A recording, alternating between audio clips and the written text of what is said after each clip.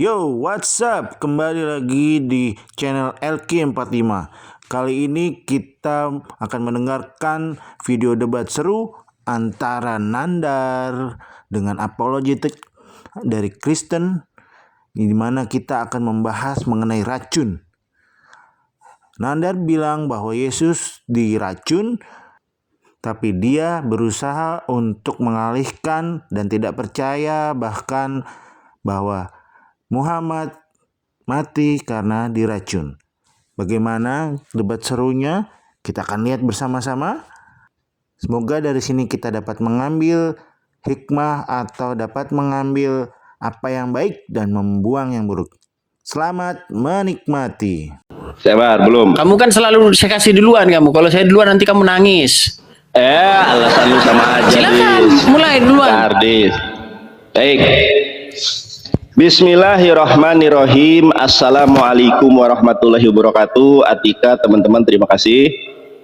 Si Edis ini memang mencari muslim-muslim yang awam. Kalau mendebat dengan evangelis Yonatan Nandar, pasti dia lain ditanya, lain dijawab. Contoh ya ini, saya kasih tahu. Baik. Temanya adalah Nabi Muhammad atau Yesus yang mati kena racun menurut perspektif kitab suci ya. Kita tunjukkan buktinya. Yang mati kena racun itu adalah Yesus, teman-teman. Terlebih dahulu, Yesus ini nabi palsu. Kita lihat, teman-teman, Yesus mati diracun dan teman-teman bisa meng-cross-check ya. Teman-teman bisa meng-cross-checknya langsung. Kalau tidak percaya dengan saya, teman-teman cari di Google Yesus mati diracun, maka akan ada nubuatannya, teman-teman. Perhatikan ini. Pertama, yaitu di dalam Mazmur 27:48.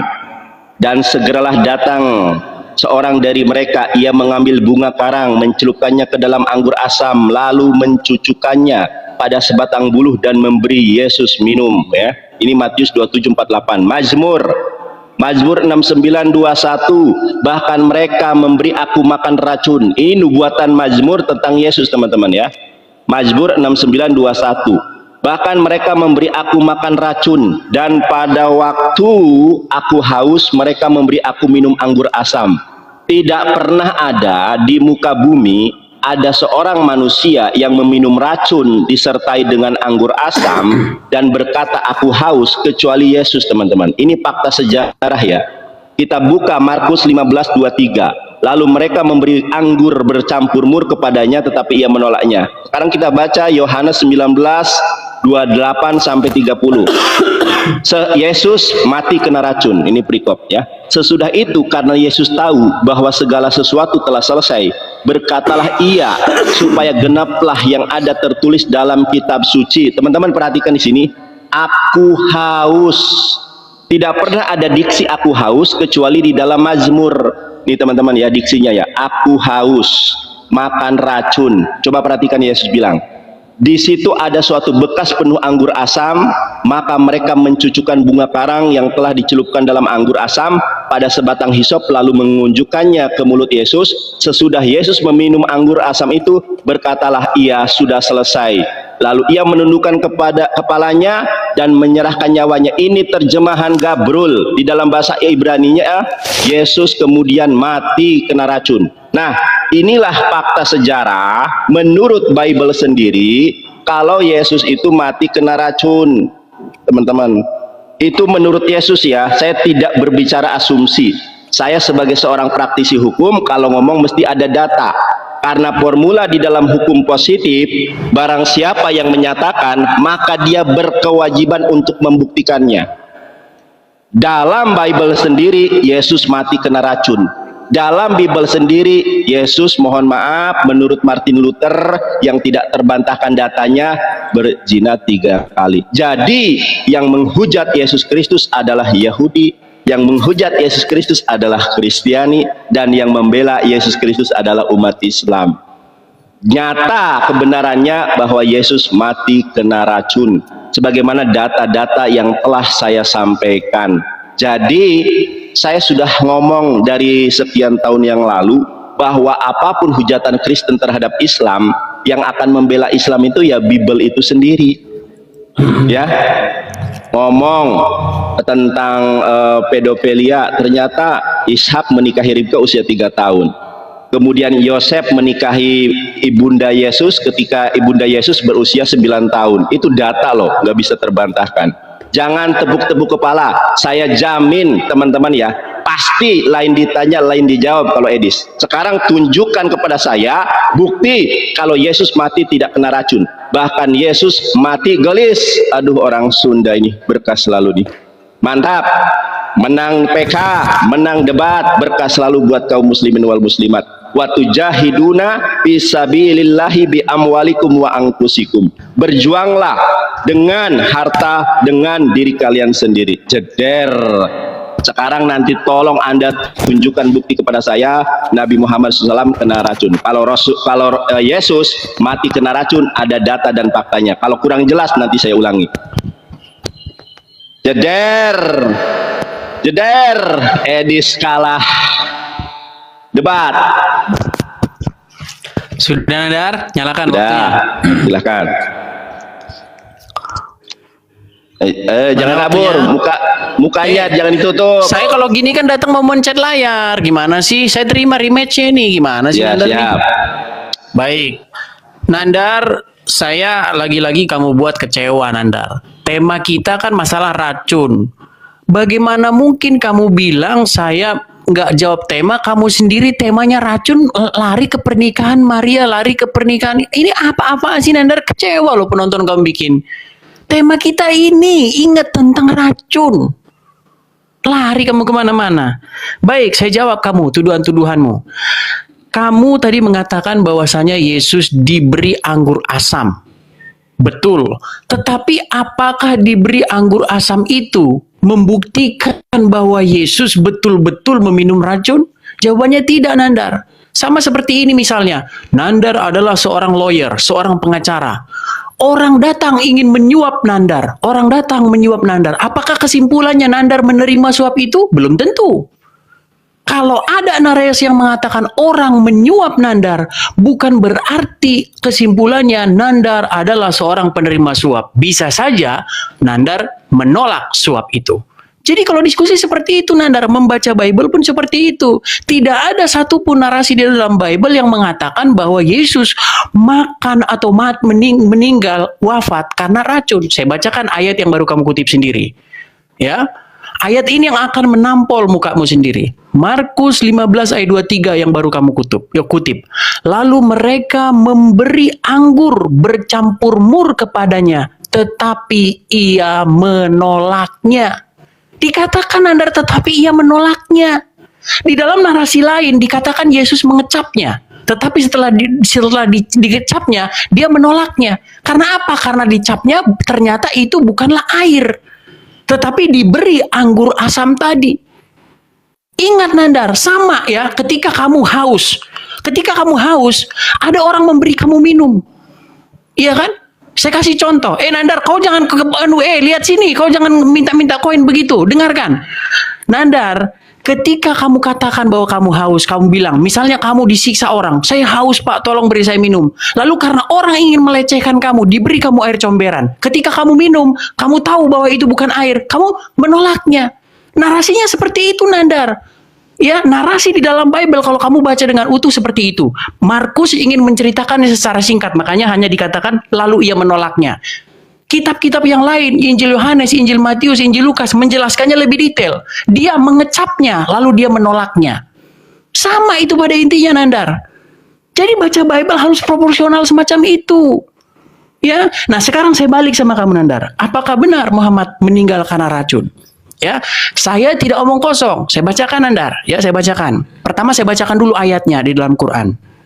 Ya, di dalam Quran surat 69 ayat 44 sampai 47 dikatakan begini, seandainya dia Muhammad mengada-adakan sebagian perkara atas nama kami, niscaya benar-benar akan kami pegang dia pada tangan kanannya, kemudian benar-benar kami potong urat tali jantungnya, maka sekali-kali tidak ada seorang pun yang dapat menghalangi kami dari pemotongan urat nadi itu.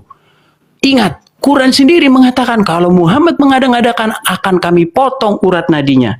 Nandar, ternyata Nandar, ternyata di dalam hadis disebutkan ya, hadis misalnya di dalam Sahih Bukhari ya, volume 5, buku 59 nomor 713 dikatakan, dikisahkan oleh Aisyah, pada waktu sakitnya sebelum mati, sang Nabi sering mengatakan, "Wahai Aisyah, aku masih merasa kesakitan karena daging yang kumakan di Khaibar, dan sekarang aku merasa urat nadiku dipotong oleh racun itu."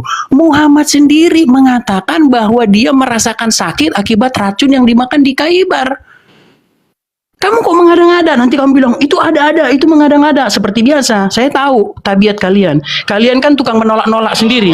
Ya, makanya ketika kalian menolak-nolak sendiri, saya putarkan ceramah Ustaz Somad. Semakin parah, lalu kemudian kata Nabi kepada Aisyah, apa kata dia? Ya Aisyah, wahai Aisyah, ma'azalu ajidu alam at-ta'am, terasa di dalam sakitnya makanan yang kumakan waktu di Khaibar. Ini dalil bahwa dia mati diracun. Ini dalil bahwa dia mati diracun. Ini dalil bahwa dia mati diracun. Yang meracunnya adalah Zainab, istri Salam bin Mishkam. Aisyah, aku merasakan sakitnya sampai hari ini kurasakan. Fahadha awan, inilah masanya. Wajadtu inqita'a abhuri, aku merasakan terputusnya urat disebabkan oleh racun itu. Nyata ya, nyata. Sudah diakui oleh Abdul Somad bahwa Muhammad mati karena racun. Nangis kok Nandar. Keok nangis. Terima. Jangan masih kamu datang besok. Masih kamu datang besok. Belum dijawab sobat. Oke ya, masih kamu datang besok Nandar. Masih kamu datang besok. Jawab ya, gue jawab ya. Inilah si Edis ya teman-teman ya. Jelas-jelas Yesus di situ mati kena racun sebagaimana tertuang di dalam Yohanes 19:28. Kata dia, Yesus menolak. Yesus menolak ketika disalib, tangannya begini, tetap kemudian dikasih, makanya dia mati. Saya lihatkan di dalam bahasa Ibraninya ya. Yesus mati kena racun loh. Nah, di sini lihat Anda ya, sesudah Yesus meminum anggur asam itu, ini kan sudah dicampur asam, dicampur dengan racun. Berkatalah ya sudah selesai, lalu ia menundukkan kepalanya dan menyerahkan nyawanya. Di dalam bahasa Ibraninya tidak seperti itu. Yubharkinu rosho masyar et ruho. Kemudian rohnya keluar karena di dalam tubuh Yesus ada racunnya. Nggak bisa dibantah Edis. Coba perhatikan ini. Orang di dalam Bibelmu sendiri, kalau nggak percaya silahkan klik di sini. Jangan ngumpet kepalanya. Yesus mati diracun. Ini jelas loh data dari Bible Al Sabda. Nah, sekarang Anda mengatakan Nabi Muhammad kena racun dengan memutar video yang sudah diedit yang tidak lengkap. Sekarang logikanya begini, Dis. Saya tanya sama Anda, tolong jawab jujur ya. Nabi Muhammad Shallallahu Alaihi Wasallam diracun pada tahun berapa? Satu ya. Kemudian jangan tepuk-tepuk kepala, ini fakta loh. Jangan tepuk-tepuk kepala. Nabi Muhammad diracun pada tahun berapa? Meninggal pada tahun berapa? Kemudian saya mau bertanya kepada Anda, bagaimana kisah akhir dari Zainab yang kemudian meracun Rasulullah SAW? Saya tunjukkan datanya. Nih, baru data, Dis. Kamu nggak nunjukkan data. Yang mati diracun jelas Yesus. Nih, perhatikan teman-teman ya. Ini dari NU Online, dari hadis yang sahih. Teman-teman perhatikan ya. Ini data namanya. Syekh Syaifur Rahman Al-Mubarakpuri dalam kitabnya mengatakan putusan Rasulullah saat itu menuai perbedaan pendapat di kalangan para ulama sejarah perihal nasib perempuan yang baru masuk Islam, teman-teman. Jadi Zainab, dengarkan, Zainab itu ketika sudah meracun Rasulullah SAW, dia masuk Islam. Setelah peristiwa itu berlalu, apakah Zainab dijatuhi hukuman mati sebagai kisos hukuman atas tewasnya Basor, ataukah diampuni tanpa harus mendapatkan hukuman mati? Saya jelaskan kepada Anda. Zainab ketika beliau meracuni Rasulullah untuk mengetahui apakah beliau nabi atau bukan, dan yang makan pada saat itu bukan hanya Rasulullah, ada yang namanya Baro ya, Baro bin Bashor. Dia meninggal karena racun ini sangat dahsyat, kehebatan racun ini. Rasulullah peristiwa Khaibar itu 6 Hijriah, Edis. meninggalnya Rasulullah Shallallahu Alaihi Wasallam pada tahun 11 Hijriah. Sekarang saya tanya, mungkin di sini ada dokter atau ahli medis. Jangan tepuk-tepuk kepala loh. Orang tahu, gak apa body language itu menunjukkan bahwa kamu terguncang begitu ya. Sekarang coba para ahli medis saya tanya, di mana ada racun yang bisa bertahan selama 5 tahun?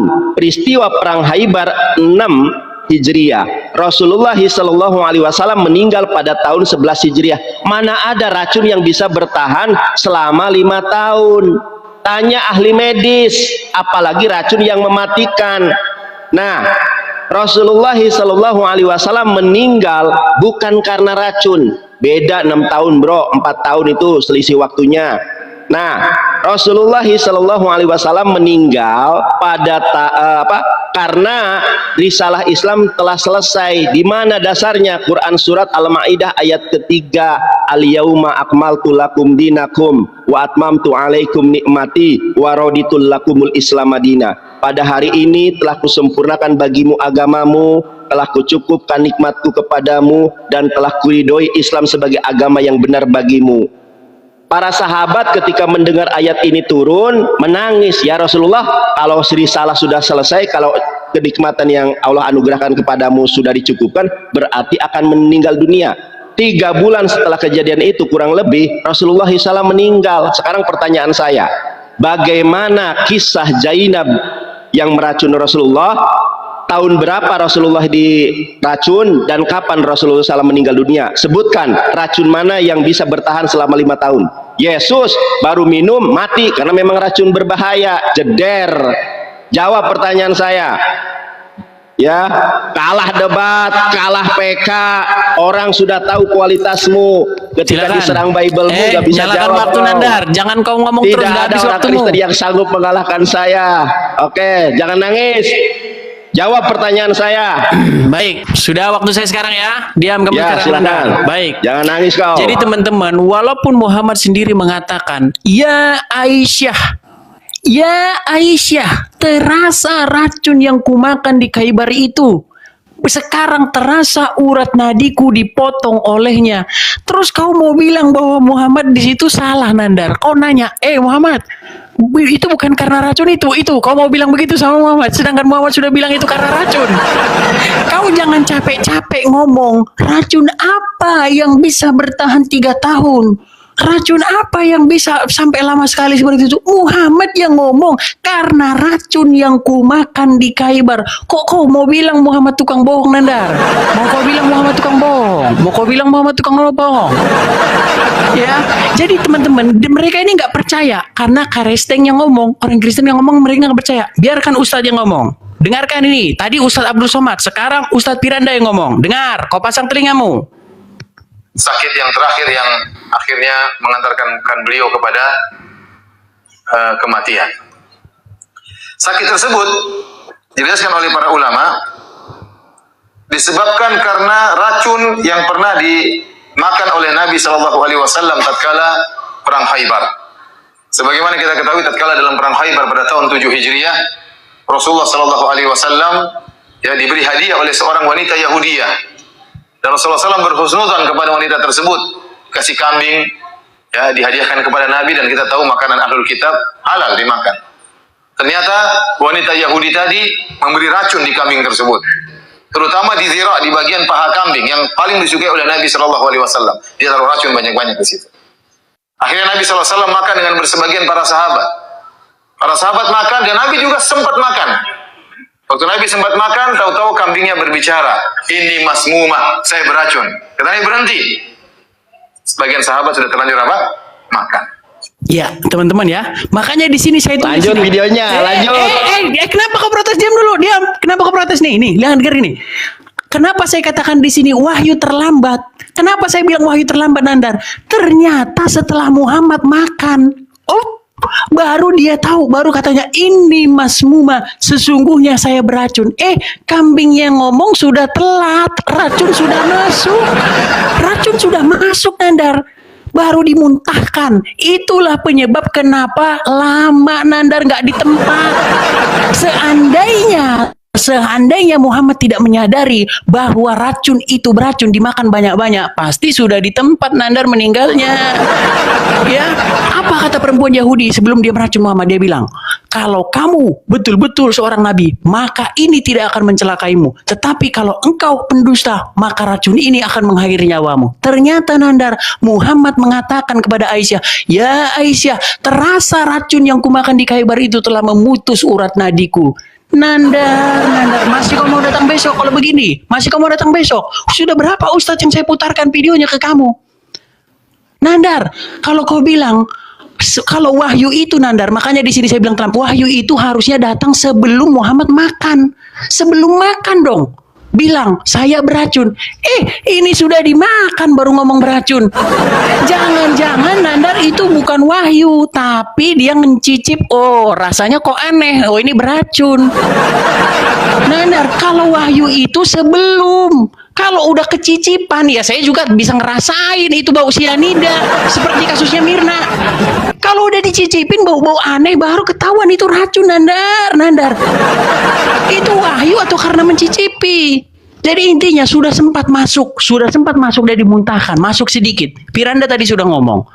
Ya Nandar ya, tolonglah Nandar, yang dewasa dikit lah diskusi, udah diakui semua loh seperti itu.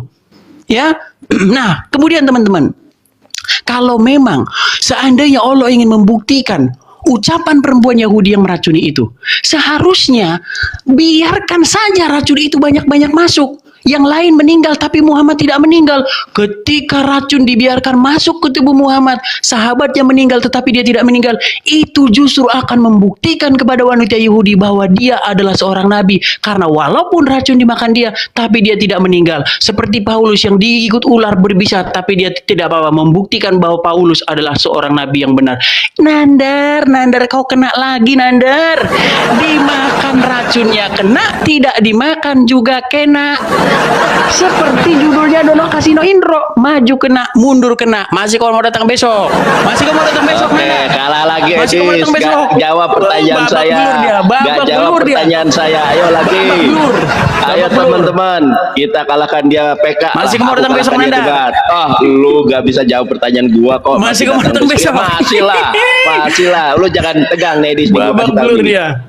Ngomong Oke, katanya terima. yang awam-awam, Nah, kau si aja babak Edis belur kok. tidak kemudian menjawab pertanyaan saya. Kan saya tanya, ya kapan perang Khaybar dan peristiwa Khaybar itu terjadi, kemudian kapan Rasulullah SAW meninggal dunia?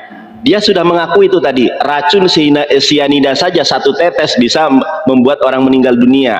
Nah, kemudian ketika dia memutarkan video Ustadz Piranda, dipotong, nggak dilanjutkan. Kenapa? Ini saya tunjukkan hadis sahihnya ya, lengkap kalau saya mah. Nih begini Dis, jangan kamu ini, saya nggak akan terpengaruh. Nih coba teman-teman ya. Saya izin ambil gelas. Perempuan Yahudi itu pun mengakui perbuatan, jangan lari bro.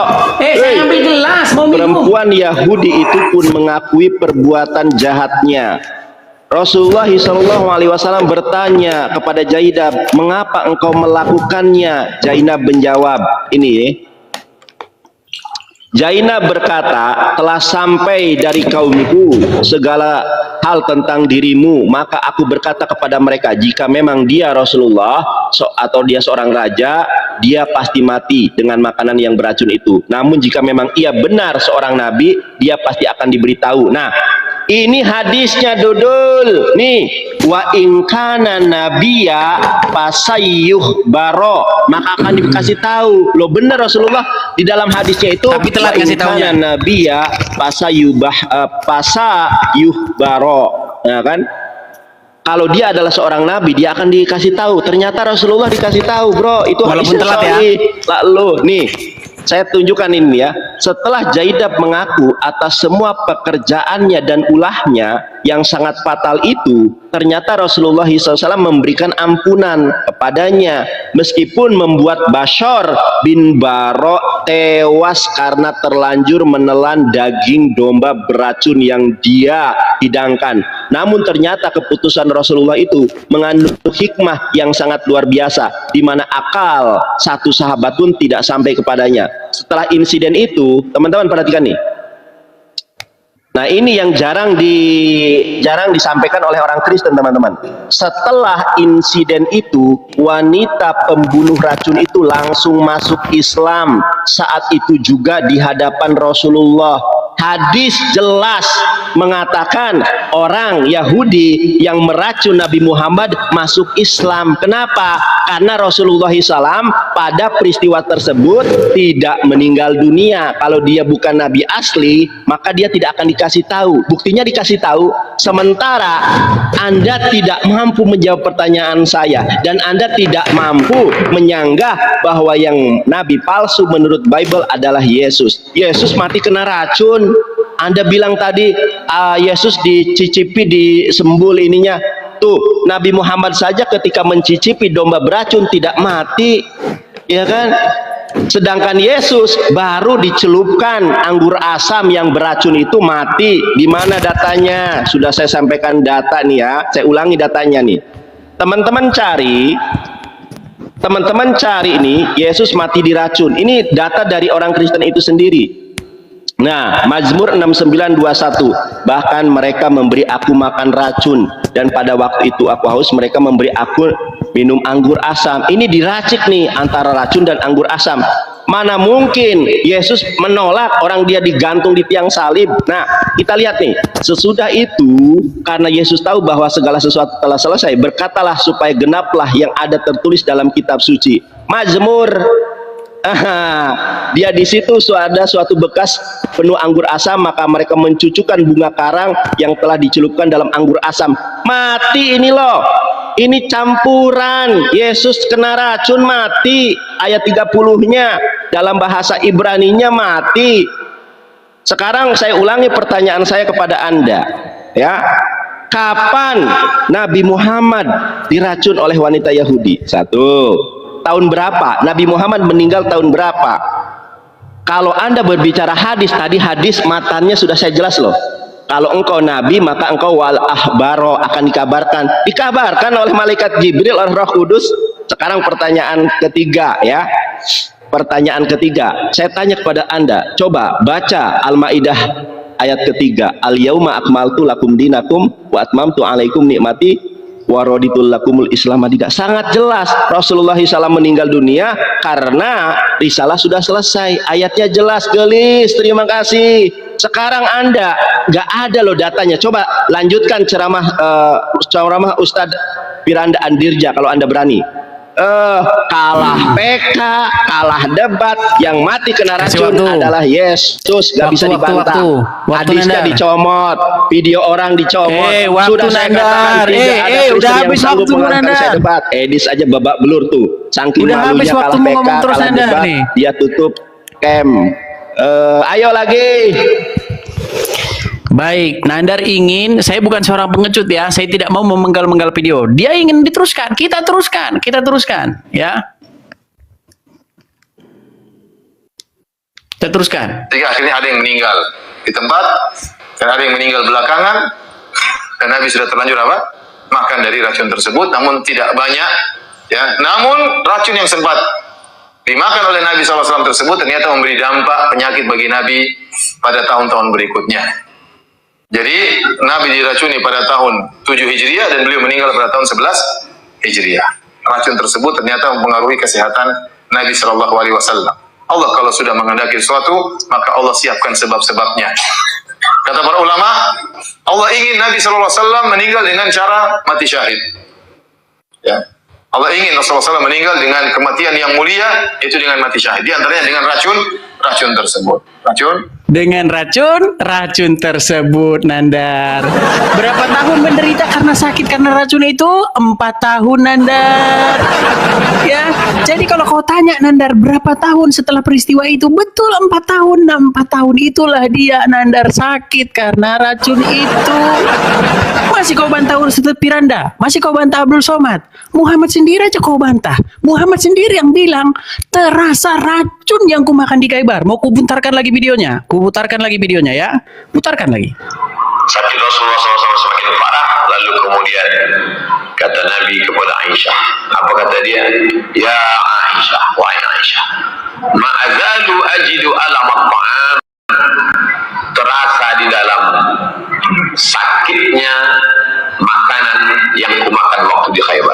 Ini dalil bahwa dia mati diracun. Ini dalil bahwa dia mati diracun. Ini dalil bahwa dia mati diracun. Yang meracunnya adalah Zainab, istri Salam bin Mishkam. Wahai Aisyah, terasa racun yang kumakan di Khaybar. Muhammad yang ngomong bahwa itu karena racun di Khaybar. Nandar bilang, bukan Muhammad.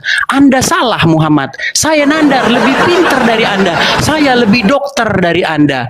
Nandar. Sudah Muhammad sendiri yang bilang. Ada nggak omongan Yesus mengatakan, besok anak manusia akan mati karena racun? Tidak ada, Nandar. Yang ada kamu ngarang bebas. Ini Muhammad ngomong karena racun di Khaybar. Tadi kamu bilang masalah perempuan itu lalu dia masuk Islam. Nandar, baca riwayat lain. Ada yang bilang dia dibunuh. Riwayatmu bertentangan. Apa kata perempuan itu? Jika kamu betul-betul seorang nabi, maka kamu akan diberitahu katamu tadi. Diberitahu tapi udah nyicipin. Kalau diberitahu itu sebelum nyicipin, Nandar.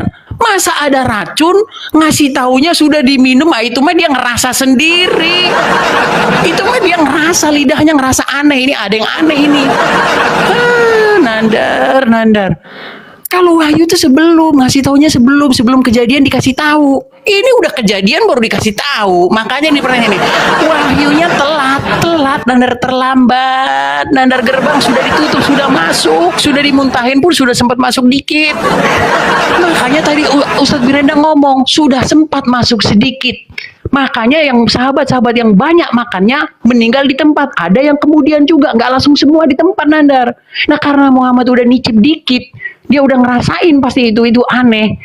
Akhirnya dia bilang, kambing itu ngomong, ini masmumah katanya. Bukan, nggak ada Jibril di situ ngomong, ngarang kau bebas, ngarang kau. Kambing itu yang ngomong sama Muhammad. Ini masmumah, sesungguhnya aku beracun katanya. Kau bilang diberitahu, Nandar, jangan kau edit-edit. Sudahlah Quranku suka kau edit-edit. Sekarang ini kau suka kau edit-edit, Nandar. Sudahlah kau babak belur, hancur lebur, Nandar. Bentar lagi kau mandi lumpur. Udah, Nandar, kalau pengen kau koin yang banyak mandi lumpur itu. Lebih banyak daripada di sini, Nandar. Kita capek di sini berbusa-busa, Nandar, berbusa-busa. Kalau mandi lumpur kau banyak koinmu, Nandar, banyak 1 karung. Kalau hanya sekedar cari koin, Nandar, ya lebih banyak cara lain. Kalau hanya sekedar cari koin, jangan kau permalukan dirimu di hadapan Edis TV, Nandar. Kasihan orang tua mau melihat bahwa kamu di sini hancur lebur, Nandar. Ya, masa Muhammad sendiri yang udah ngomong? Muhammad sendiri yang ngomong karena racun yang kumakan di Khaybar. Wahai Aisyah, dia ngomong sama Aisyah. Kok kamu berani-berani menolaknya, Nandar? Masih kamu datang besok, Nandar? Masih kamu datang besok?